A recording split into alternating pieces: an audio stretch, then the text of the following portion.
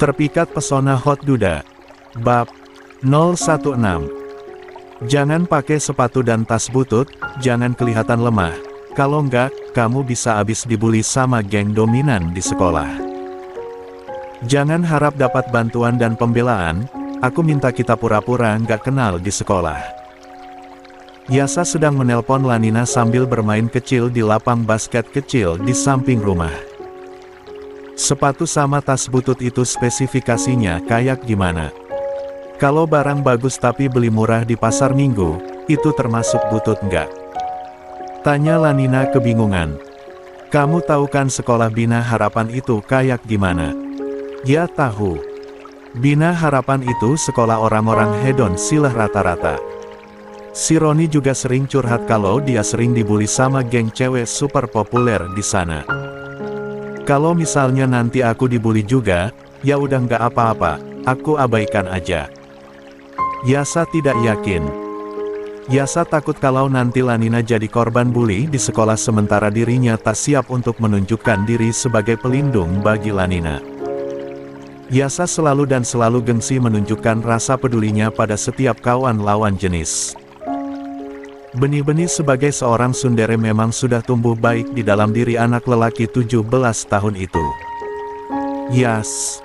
Panggil Lanina karena Yasa diam saja. Jadi, besok kita pura-pura nggak kenal gitu? Tanya Lanina. Ya biasa aja. Yasa melihat Widuri berjalan mendekat ke arah lapangan kecil tempatnya berada saat ini. Yasa tak ingin ketahuan sedang menelpon Lanina. Dia pun cepat-cepat menutup percakapan itu. Udah dulu ya, sampai ketemu besok di sekolah. Pamit Yasa dan menutup telepon tanpa menunggu sahutan dari Lanina. Widuri semakin dekat, dengan sebuah kiriman paket di tangan. Yasa menyimpan ponselnya di bangku kayu yang ada di tepi lapangan dan Yasa kembali pura-pura sibuk berlatih mendribling bola. Yas, pesanan kamu udah datang nih.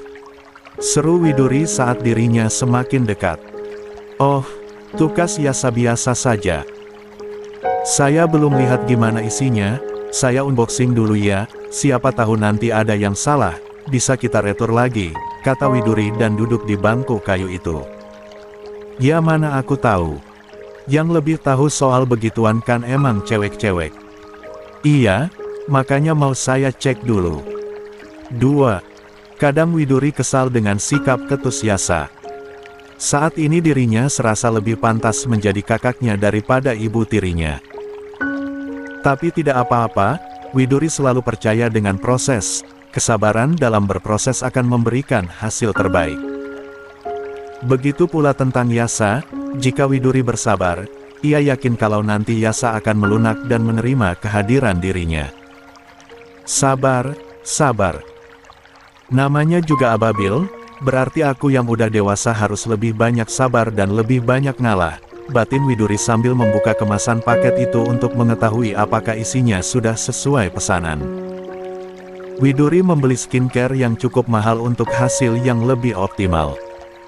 Widuri tak peduli walaupun ia mengeluarkan uang cukup banyak karena dia sendiri memiliki uang nafkah yang sangat banyak dari Bian.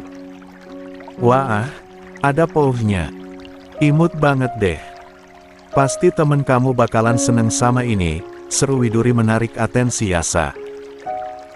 Yasa yang sejak tadi sok sibuk sendiri menoleh dan melihat Widuri sedang mengagumi satu patch imut berwarna merah muda yang berisi dengan rangkaian skincare khusus untuk anak remaja. Yasa mengabaikan bola basketnya lalu berjalan menghampiri Widuri. Berapa harganya? Aku bayar es sekarang. Kata Yasa masih bersikap kaku. Nggak usah. Nih, simpan baik-baik, jawab Widuri lalu menyerahkan pouch skincare itu pada Yasa. Terus nanti mau minta ganti sama papa sekalian bilang-bilang kalau aku beli ini dari kamu. Kamu mau saya bilang soal ini ke papa kamu? Padahal saya nggak ada rencana buat bilang-bilang ke papa kamu Iho. Serius nggak akan bilang? Tanya Yasa masih meragukan Widuri. Rahasia kamu aman sama saya, ucap Widuri dengan yakin. Yasa sedikit tersentuh, Entah kenapa Yasa juga percaya kalau Widuri bisa menjaga rahasianya dari siapapun termasuk dari Bian. "Kamu lagi berusaha memperbaiki citra di hadapan aku ya?" tanya Yasa dengan nada agak sinis. "Apapun itu pandangan kamu, saya cuma lagi berusaha jadi teman buat kamu." "Ya, walaupun kamu masih kesulitan nerima saya sebagai ibu sambung kamu, seenggaknya saya bisa jadi teman kamu. Mana tahu kamu butuh teman untuk saring masalah sekolah, pertemanan atau percintaan kamu bisa jadikan saya sebagai teman curhat." Yasa tak menyangka kalau Widuri akan bicara seperti itu. Sudah dijudesi berulang kali tapi masih bersikap cukup baik pada dirinya. Jangan percaya dulu. Di mana-mana yang namanya emak tiri itu cuma mau enaknya aja. Nih cewek pasti lagi ancang-ancang buat ngerebut semua perhatian sama aset bokap gue. Jangan percaya dia 100%. Jangan. Benak Yasa mendebat. Yasa terpengaruh dan tak akan lantas menerima tawaran pertemanan dari ibu tirinya. Modus. Yasa mencebik dan malah mengatai Widuri. "Ya ampun, anak ini. Ih." Widuri menggerutu di dalam hati. Widuri tetap mengulas senyum walaupun hatinya dongkol tak terkira. 3. "Awas aja kalau nanti papa sampai interogasi aku soal skincare ini. Aku akan buat kamu makin gak betah ada di rumah ini," kecam Yasa. Widuri ciut, tapi tak apalah. Inilah gunanya ia mempertebal kesabarannya. Iya, gak akan kok. Aman." Widuri masih menanggapinya dengan santai. Tak lama mobil Bian terpantau muncul dan masuk melewati gerbang utama.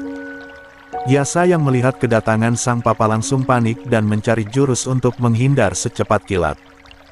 "Papa datang. Jangan bilang-bilang soal ini," kata Yasa lalu menyembunyikan pauh merah muda itu. Dia pun bersiap untuk beranjak. "Iya." Yasa kemudian memunguti sampah bubble wrap dan bekas bungkusan paket setelahnya pergi bergegas meninggalkan Widuri sendirian di lapang basket pribadinya itu. Melihat tingkah Yasa, Widuri malah tertawa. Dasar anak itu. Memang tak ada sopan-sopannya, tapi Widuri masih memiliki stok sabar dan stok memaklumi. Sikap buruk Yasa tak diambil hati olehnya. Bian tidak memasukkan mobilnya ke dalam garasi. Saat melihat Yasa dan Widuri ada di lapangan lalu Yasa pergi dengan panik, Bian beranggapan kalau Yasa sedang melukai istrinya. Turun dari mobilnya, Bian berjalan bergegas menghampiri dengan perasaan kalut dan panik. "Sayang, kamu nggak kenapa-napa, kan? Yasa nggak ngapa-ngapain kamu, kan?" Widuri menoleh dan memperlihatkan wajah cerahnya pada Bian. "Hai, Mas. Yas ngasarin kamu." "Enggak. Yas nggak ngapa-ngapain kok, aku cuma iseng nontonin dia latihan basket di sini." Dia masuk ke rumah karena ada PR yang mau dikerjakan katanya. Widuri mengarang agar tak membuat Bian curiga apa-apa. "Benar begitu?" "Ya. Aku tuh agak gabut sih Mas, nggak ada yang aku kerjakan di rumah karena semuanya dihandle sama Binunung dan Biuti. Jadinya aku iseng aja nyamperin Yasa ke sini," dalih Widuri lagi. Bian tak melihat sesuatu yang mencurigakan. Widuri terlihat santai cenderung berbunga-bunga. Bian pun percaya pada semua penjelasan Widuri. "Kamu bosan ya seharian di rumah?" "Sedikit bosan, Mas. Sebelumnya aku punya sedikit kesibukan walaupun cuma beres-beres rumah. Sekarang malah kebanyakan santainya. Kamu mau jalan-jalan keluar?" 4. "Jalan-jalan? Enggak deh, Mas. Kamu pasti capek, aku mau siap-siap masak nih, buat makan malam." "Yuk masuk, sini tasnya aku yang bawain," ucap Widuri lalu meraih tas milik Bian untuk ia bawakan. Selang beberapa menit, sebelum Bian dan Widuri beranjak dari lapangan itu, penjaga rumah membukakan gerbang sekali lagi dan ada sebuah mobil masuk kemudian terparkir di halaman dekat gerbang. "Itu pasti tamu." "Oh, ada tamu. Siapa itu, Mas?" tanya Widuri. Dia sama sekali tak mengenali mobil yang baru masuk itu. Bian tidak menjawab, sepertinya Bian mengetahui siapa yang datang. Bian tampak tidak terlalu senang. Siapakah yang datang bertamu di sore yang cerah itu? Dari dalam mobil yang baru terparkir, sepasang mata di balik kacamata hitam memperhatikan ke arah lapangan basket. "Oh, jadi itu istri barumu, Mas?" Gumamnya lalu menarik kunci mobilnya dan keluar dari dalam mobil. Postur tubuh tinggi langsing, rambut pirang sepunggung yang dibiarkan tergerai indah, pakaian, tas dan sepatu bermerek dan wangi parfum yang wanginya tercium dari radius belasan meter. Itu Regita. Regita melangkahkan kakinya secara menyilang seperti sedang berjalan di atas catwalk. Karena dia adalah seorang model, dia sudah terbiasa berjalan seperti itu. Widuri tidak bisa tidak memperhatikan ke arah kedatangan Regita. Widuri memperhatikan sosok yang nyaris sempurna itu dan sungguh ia jadi insecure dibuatnya. Mau apa dia datang ke sini? Batin Bian dengan perasaan tidak senang. Dari balik kacamata hitam itu, Regita hanya fokus memperhatikan sosok Widuri. Dia akui Widuri memang cantik dan masih muda, tapi kemudian Regita curiga kalau Widuri bukan sosok ibu tiri yang baik untuk Yasa. Pasti Yasa nggak nyaman sama ibu tirinya ini. Pasti. Regita semakin dekat. "Hai." Sapa Regita lalu melepaskan kacamatanya dan meletakkannya di atas kepalanya. Widuri terpana. Widuri cukup mengenal sosok Regita, beberapa kali warawiri menjadi model iklan. Widuri mengenal Regita sebagai seorang publik figure. Wah, ini siapanya Mas Bian ya? Dan Widuri belum tahu kalau Regita adalah mantan istri dari suaminya. "Sorry ya, mungkin aku ganggu, tapi aku datang ke sini buat jemput Yas." "Kamu mau ajak Yas kemana?" tanya Bian dengan dingin pada Regita. "Mama papaku akan tiba di bandara malam ini. Aku mau ajak Yas buat jemput mereka ke bandara. Papa sama Mama kangen banget pengen ketemu sama Yas." Lama-lama Widuri pun bisa menyimpulkan kalau sosok Regita adalah mantan istrinya Bian. 5. Pasti. Pasti ini mantan istrinya Mas Bian. Mamanya Yasa. Widuri semakin tenggelam di dalam rasa insecure-nya. Widuri menundukkan kepala dan tak berani lama-lama bertatap muka dengan Regita. "Kamu mau masuk dulu? Aku akan segera panggilkan Yas," kata Bian. "Aku tunggu di sini aja, aku buru-buru soalnya," jawab Regita. "Oke. Mas. Biar aku aja yang panggilkan Yas ke sini," sambar Widuri. Widuri tak mau ditinggalkan dengan Regita berdua saja. Widuri tak akan siap. "Ya udah, tolong panggilkan sayang." "Iya, Mas." Regita tersenyum sinis saat Bian memanggil Widuri dengan sebutan sayang. Dulu sebutan itu adalah miliknya, rumah yang luas itu juga adalah rumahnya. Itulah pikirnya. Widuri bergegas dan mempercepat langkah. Ia akan memanggil Yasa sekaligus menyimpan tas milik suaminya. Dari tadi dihubungi sibuk terus, Yas lagi teleponan sama siapa sih? Kata Regita. "Antarkan Yasa pulang setelah ketemu sama opa-omanya, jangan terlalu malam. Besok dia harus pergi sekolah," kata Bian dengan tegas. "Apa Yas nggak boleh nginep di rumahku? 1 atau 2 malam aja. Aku mau ajak dia buat menginap. Dia nggak suka tinggal sama kamu. Dia nggak nyaman sama suami kamu." Sok tahu. Buktinya, kalau Yas lagi ada masalah sama kamu, dia larinya ke aku. Ya ke kamu. Tapi dia nggak pernah betah bertahan lebih dari semalam kan? Terus kamu sendiri. Dengan memasukkan wanita lain ke dalam rumah ini, apa kamu pikir Yasa nyaman tinggal di rumah ini? Nggak ada masalah. Buktinya 2 minggu ini Yas tetap ada di rumah ini. Iya, kan? Bian dan Regita malah berdebat.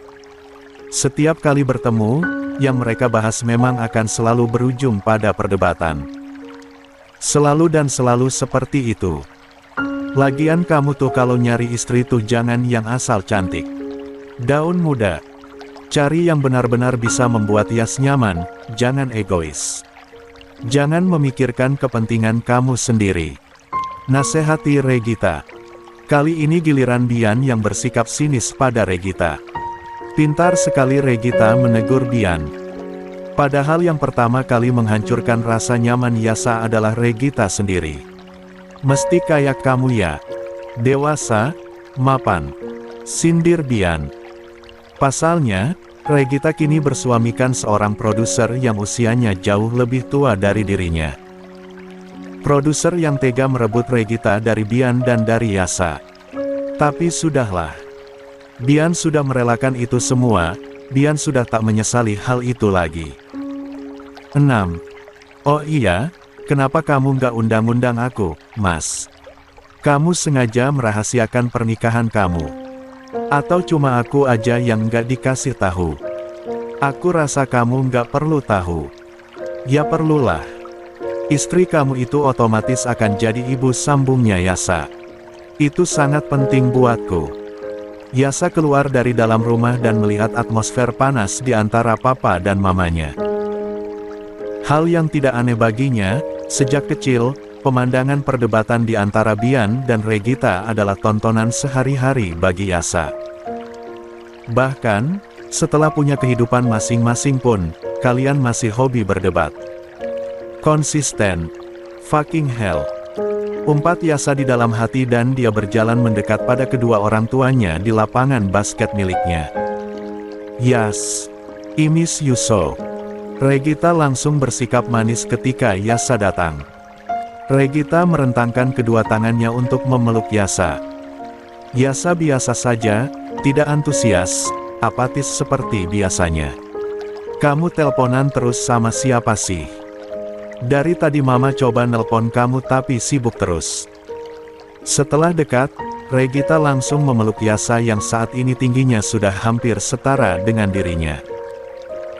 Dari dalam rumah, di tempat yang cukup tersembunyi, Widuri melihat potret kebersamaan Bian, Regita dan Yasa. Rasa percaya diri Widuri sedikit terkikis, sebesar apapun usaha Widuri untuk mencairkan hati Yasa, tetap Regita lah yang akan selalu Yasa butuhkan, pikirnya. Aku tahu, seperti itulah yang Yas inginkan. Papa dan mama kandungnya berada di dekatnya. Aku tahu. Ucap Widuri di dalam hati dan matanya tetap mengarah ke arah lapangan itu. 7. Widuri tak ingin melihat potret kebersamaan itu lebih lama lagi. Dia beranjak dari tempatnya dan pergi ke dapur untuk mulai menyiapkan bahan-bahan masakan untuk makan malam nanti. Apa di depan sana ada tamu, Non? Kok nggak dipersilakan masuk? Tanya Nunung yang selalu standby di dapur. Iya, Bi. Nggak mau masuk dulu, katanya lagi buru-buru, jawab Widuri. Oh, kalau boleh tahu siapa ya, Non? Tamunya Pak Bian, kah? Mantan istrinya Pak Bian, Bi. Oh, Bu Regita. Nunung terlihat tidak terlalu respek ketika mengetahui kalau tamu yang datang itu adalah Regitu, entah kenapa. Kenapa ya mereka sampai bercerai, Bi? Saya sedikit heran, apa yang mungkin membuat mereka berpisah. Mas Bian adalah lelaki yang nyaris sempurna, begitupun dengan mantan istrinya. Apalagi yang mereka cari? Widuri mengungkapkan rasa herannya.